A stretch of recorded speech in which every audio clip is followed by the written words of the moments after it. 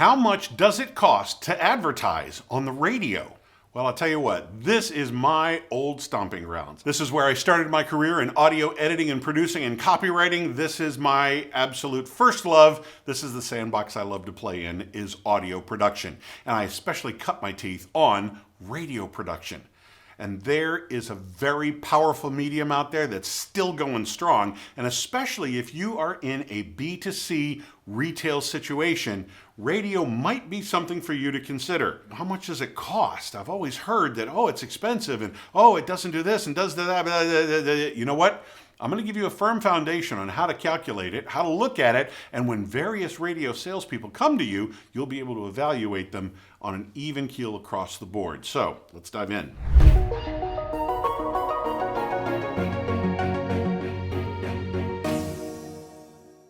Now, when we're done with this video, you're going to have a much better grasp on radio advertising, what goes into the costs, how do they calculate those costs, and I'll give you a couple quick strategies to help you get started in radio advertising at a very, very low cost of entry. So let's dive in. First of all, when it comes to radio advertising, and especially the costs of radio advertising, there's going to be a lot of variables that come into play. Let's first talk about the very obvious ones that people will use, that stations will use across the board, market to market. How does it work?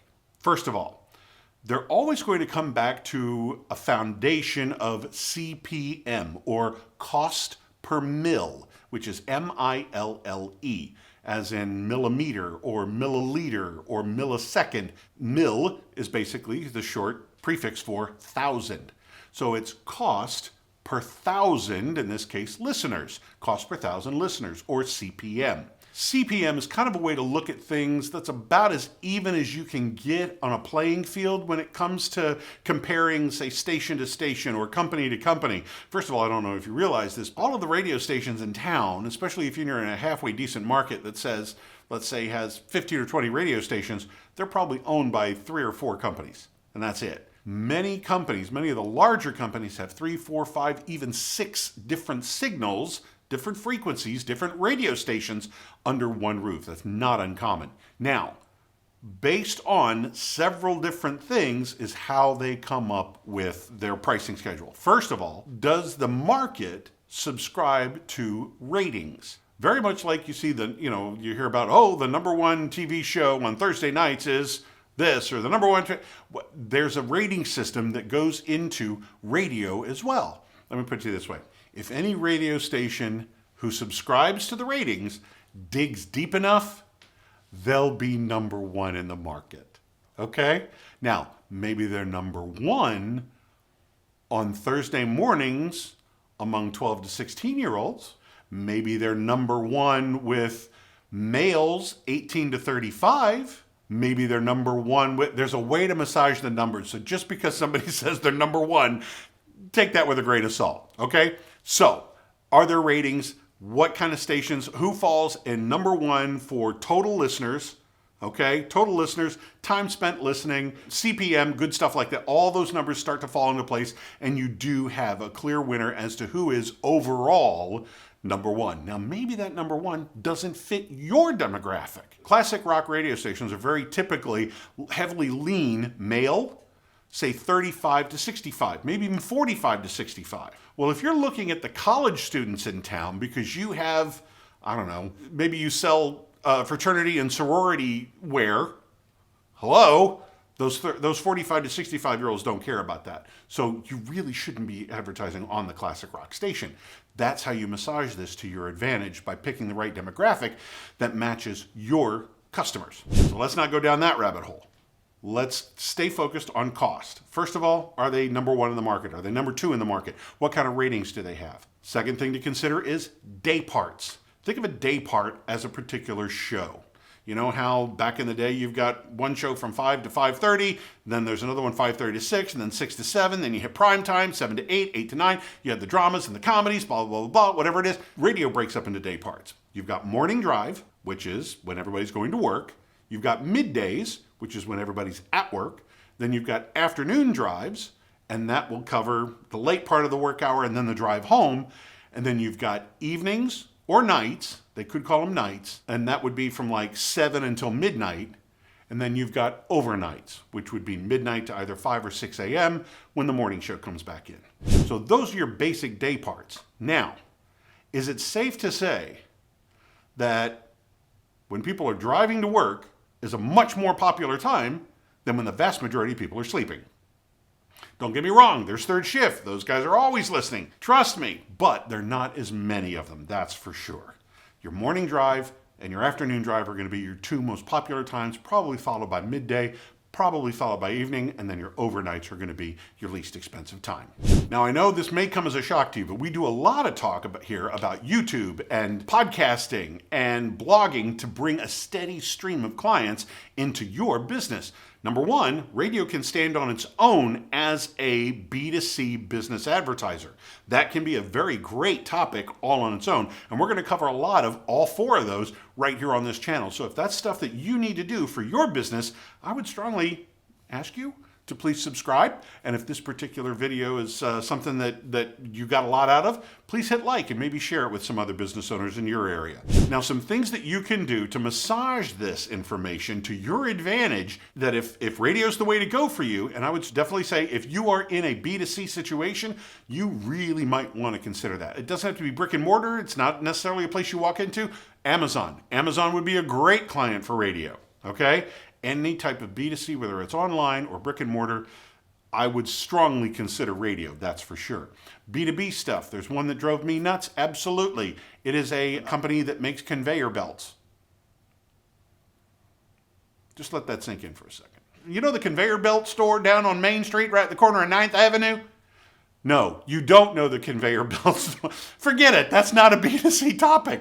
Now, let me put it to you this way. If you're a B2B company, radio might be really good for you, especially when it comes to a hiring campaign.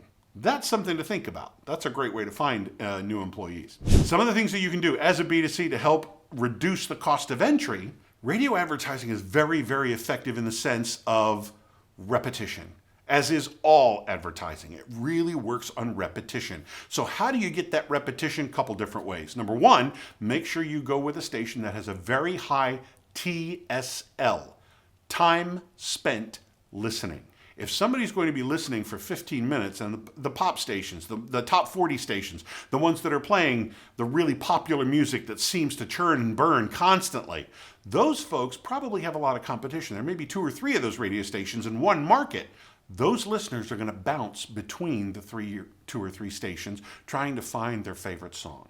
So time spent listening is probably going to be lower on those. The ones that have the highest TSL would be talk radio, sports radio, contemporary Christian radio, and classic rock.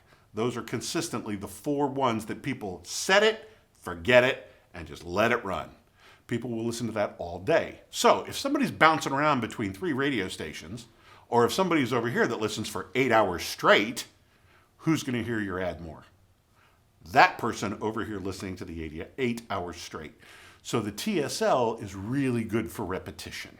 Now, as human beings, we are creatures of habit, not only in what we do, but when we do it. And that's what makes morning and afternoon drive so popular.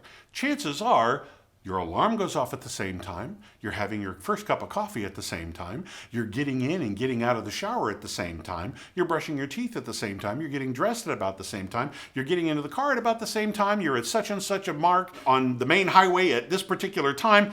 It all times out kind of within a minute or 2 every single day. So a low point of entry would be, say, pick the 720 news or the 650 news or weather. If they've got some type of a feature like that that always hits at a particular time on the dial, get 2 or 3 of those. Get the Monday, Wednesday, Friday at 620.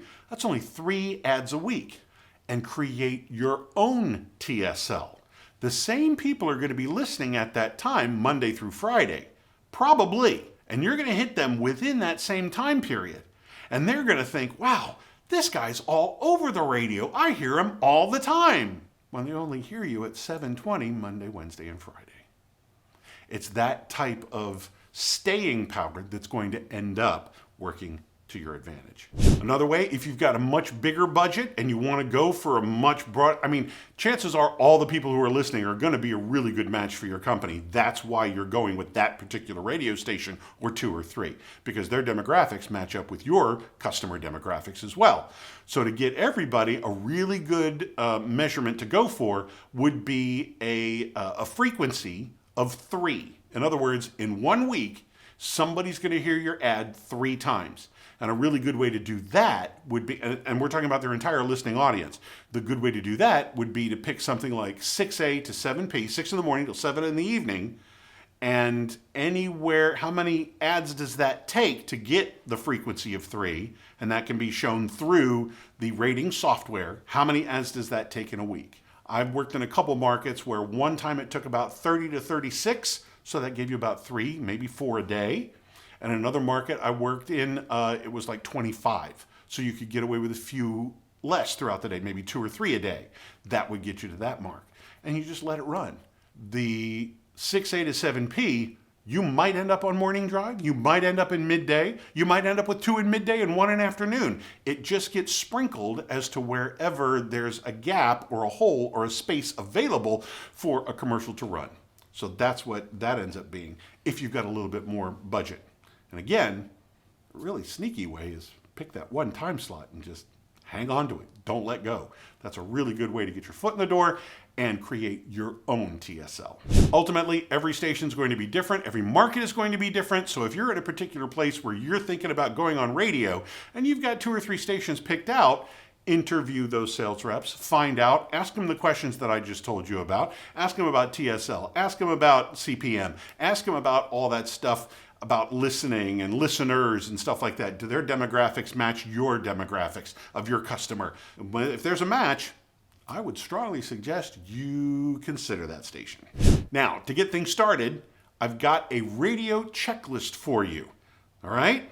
It's a very specific checklist on getting you a very good radio commercial. Too many times I've heard so many bad commercials. This will get you a foot in the door and a lot higher than most of the commercials you're going to hear. So click the link down below and look for the radio commercial checklist and get your copy and use it every time you write something new. All right? So get your copy right now. I'm Nick Nattarella with AdWise Creative. Thank you for watching.